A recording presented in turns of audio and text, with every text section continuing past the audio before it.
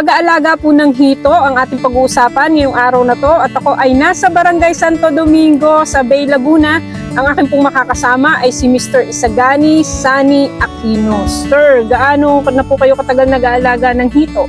Hindi pa naman ako masyadong bihasa at nag-aaral pa lang. Kaya natuto na rin. Natututo na rin po kayo mag-aalaga ng hito. Kasi 2 years pa lang na ako nag-umpisa. Bakit niyo po naisip na mag-alaga po nitong hito? Mas maganda ka sa tilapia kasi sa tilapia may panapanahon din. Ang hito continuous.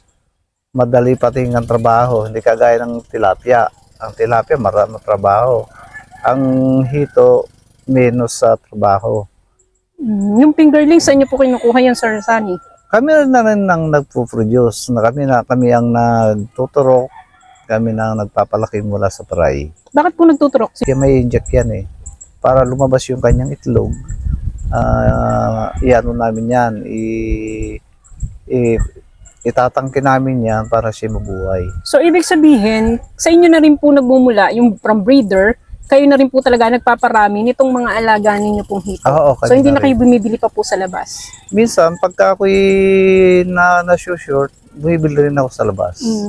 May kinukunan talaga ako. Dito po ba sa Bae, sa tingin nyo po, mga ilan po ang mga nag-aalaga po ng hito? Marami na rin dito kasi halos kumalahati na rin Dati ang nag-aalaga dito ng tilapia, nasa 54 katao kami na nag-aalaga. Ngayon marami na.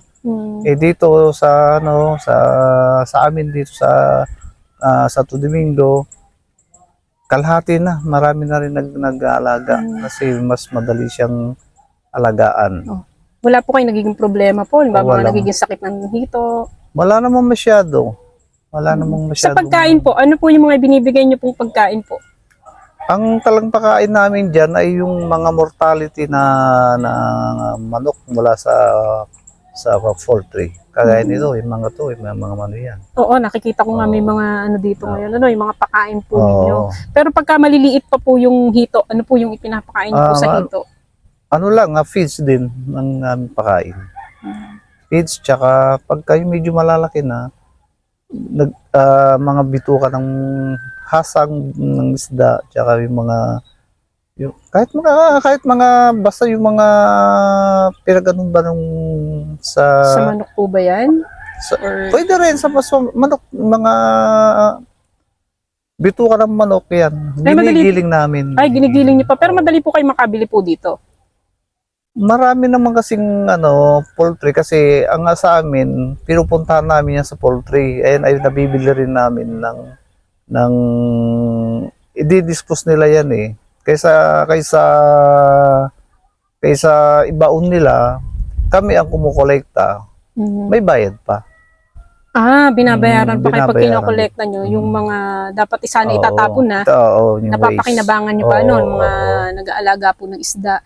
Mga sir, gaano o ilang buwan bago po ma-harvest yung hito mula po sa pagkakalagay po niya dito sa pispan? Parang tilapia din siya, 4 months to 5 months. Makakapag-harvest na po. Ang isa po ba, usually, ganong timbang? Bawa, sa 1 kilo, mga ilang hito po kaya yon?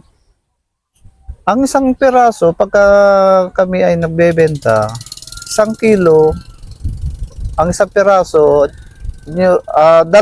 isa ang aming 2 piraso, 1 kilo.